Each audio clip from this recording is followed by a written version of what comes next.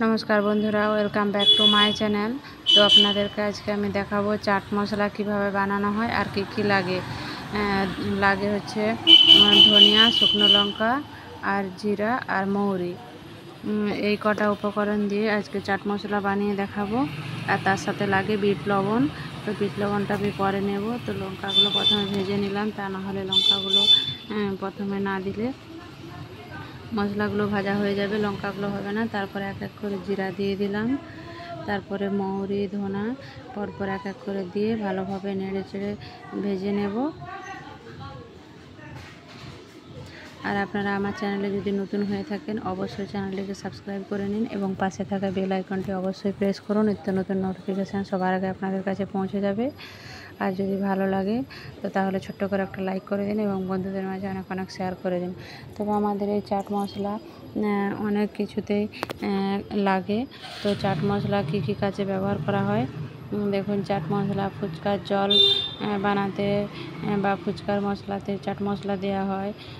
সব কিছু মিলেমিশে চাট মশলা সবেতেই দিলে খুব ভালো লাগে। তো দেখুন পুরোটা আমার নেড়ে চেড়ে ভাজা হয়ে গিয়েছে। তারপর আমি ভাজা হওয়ার পর আমি নামিয়ে নিলাম, একটা প্লেটের মধ্যে নামিয়ে নিলাম। ঠান্ডা পর্যন্ত অপেক্ষা করব। তো ঠান্ডা হয়ে গেলে তারপর আমি শিলনোড়াতে এগুলো বেটে মিক্স করে নেব। তো অনেক দিন পর্যন্ত স্টোর করে রাখা যায়। তো আমি একটা শিলনোড়া নিয়ে নিয়েছি, মশলাগুলো একটু ঠান্ডা হতেই বেটে নেব।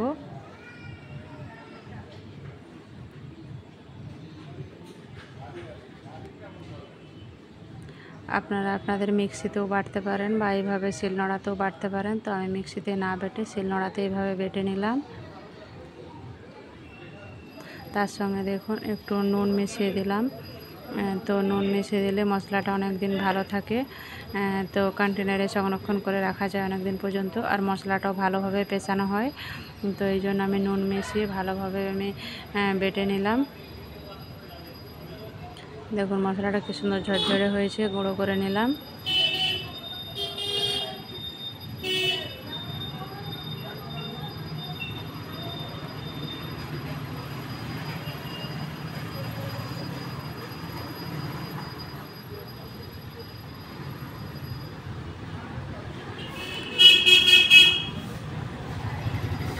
দেখুন মশলাটা এইভাবে গুঁড়ো করে নেওয়ার পর ছোট কন্টেনারে ভরে রেখে দিলে অনেক দিন চলবে। আমাদের যেরকম প্রয়োজন মতো ইচ্ছে হলে সেইভাবে আমরা নিয়ে ইউজ করতে পারবো। তো আমি এইভাবে ছোট্ট একটা কন্টেনার নিয়েছি, এই কন্টেনারে সব ভরে রেখে দিলাম।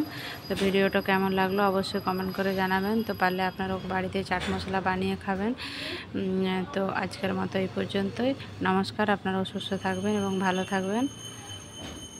আর যদি বানানোটা উপকরণটা আপনাদের যদি ভালো লাগে অবশ্যই কমেন্ট করে জানাবেন।